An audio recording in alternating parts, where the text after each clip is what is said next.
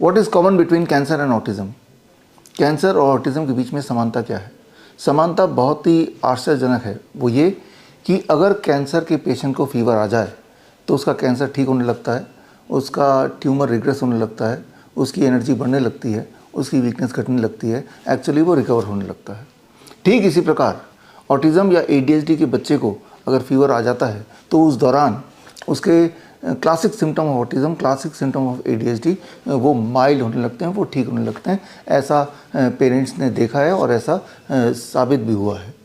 यानी कि कैंसर के पेशेंट को ये प्रे करना चाहिए कि उन्हें फीवर आ जाए।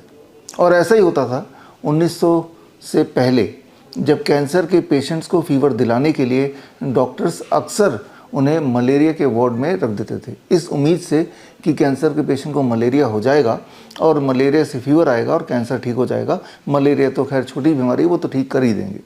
इनफैक्ट 1927 में जूलियस वैगनर को फीवर थेरेपी के ऊपर नोबेल प्राइज़ भी मिल चुका है।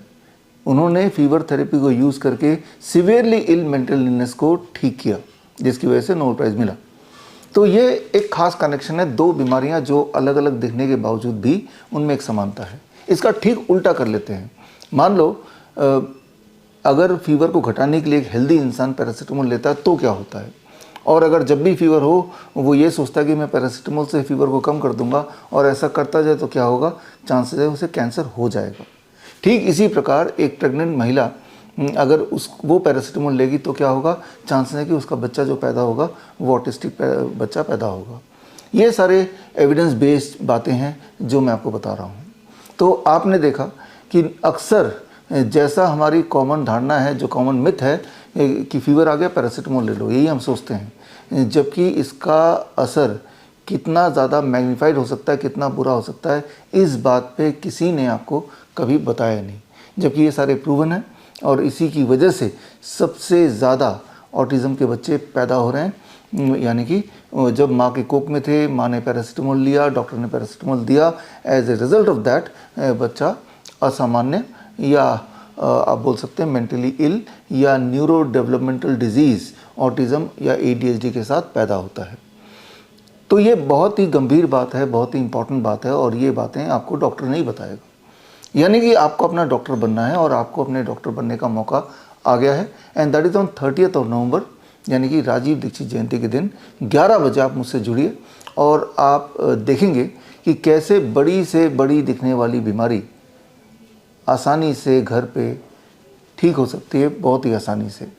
खैर, इस दिन मैं एक किताब लॉन्च कर रहा हूँ। किताब का नाम है क्योर ऑटिज़म नाउ, और इस किताब के माध्यम से मैं अपने 1000 से अधिक ऑटिज़म या ADHD के बच्चों के सक्सेस स्टोरीज़, उनके केस स्टडी भी मैं पेश करूँगा। बोलने का मतलब ये है कि जो अब तक आप सुनते आए हैं, ऑटिज़म एक जेनेटिक डिजीज़ है, ये ठीक नहीं हो सकता, ये ऐसे ही रहेगा, एक तरफ तो ये सुनते आए हैं और एक तरफ आप ये भी देखते आए हैं कि समय के साथ साथ ऑटिज़म और ADHD बहुत कॉमन होता जा रहा है। याद कीजिए मेरी उम्र के लोग, हम जब स्कूल में जाया करते थे ये नाम थे ही नहीं, ऑटिज़म नाम की कोई बीमारी थी ही नहीं, virtually it was not there. ADHD नाम की कोई बीमारी नहीं थी, ना कोई ऐसा बच्चा था।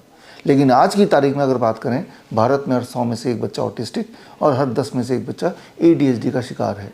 तो ये कैसे हो गया, ये जानना ज़रूरी है हर पेरेंट के लिए जो भी चाहते हैं कि आपके बच्चे को आगे कोई नुकसान ना हो, और उन पेरेंट्स के लिए भी या उन होने वाले पेरेंट्स के लिए भी एजुकेट होना ज़रूरी है, ताकि डॉक्टर्स के बहकावे में आके इस तरह की दवाइयाँ ना ले ले या अपने बच्चों को उस तरह की वैक्सीन्स ना दे दे जिससे अनजाने में वो अपने बच्चों को खतरे में डालें।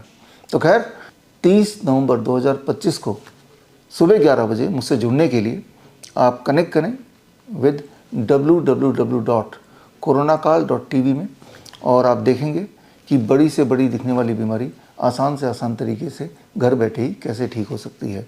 चाहे हम कैंसर की बात करें, चाहे हार्ट डिजीज़ की बात करें, किडनी फेलियर की बात करें, या मेजरली उस दिन हम बात करेंगे ऑटिज़म और ADHD की, because it is a silent pandemic now. ये एक साइलेंट पेंडेमिक है। आपको लगता है कि ऐसे बच्चे अगर इतने अधिक हैं तो इतने अधिक क्यों नहीं दिखते? वो इसलिए नहीं दिखते क्योंकि वो घर के 4 दीवारी में कैद रहते हैं, या फजूल के ऑक्यूपेशनल थेरेपी सेंटर्स में उनको पूरा दिन एक तरह से टॉर्चर किया जाता है। किस तरह से वो टॉर्चर होते हैं? क्योंकि वो अपनी बात ठीक से पेरेंट्स को बता भी नहीं पाएंगे, तो पेरेंट्स को भी लगता है कि occupational therapy, behaviour therapy, speech therapy, किसी न किसी उम्मीद से हर महीने 25 से 50,000 रुपये खर्च करके उनको भेजते रहते हैं, इस सोच के साथ कि शायद कभी मेरा बच्चा ठीक हो जाएगा। लेकिन वो दिन कभी ना आता है ना आएगा, क्योंकि ये जो ऑक्यूपेशनल थेरेपी है, सो कॉल्ड स्पीच थेरेपी है, ये एक तरीका है इस तरह के बच्चों के बहाने ठीक करने के बहाने उनके पेरेंट्स को लूटने का। खैर, इस जाल से आप बच सकते हैं, इस जाल से आप उन पेरेंट्स को बचा सकते हैं जो इस जाल में फंसे हुए हैं। उसके लिए सिर्फ इतना करना है कि आप 30 नवंबर को मुझसे जुड़िए या फिर ऐसे पेरेंट्स को मुझसे जोड़िए। मिलते हैं 30 नवंबर राजीव दीक्षित जयंती के दिन 11 बजे संडे को। All the best, thank you, जय हिंद। बड़ी से बड़ी बीमारी का आसान से आसान इलाज घर बैठे ही हो सकता है। अधिक जानकारी के लिए कॉन्टैक्ट करें nearest doctor BRC clinic @home।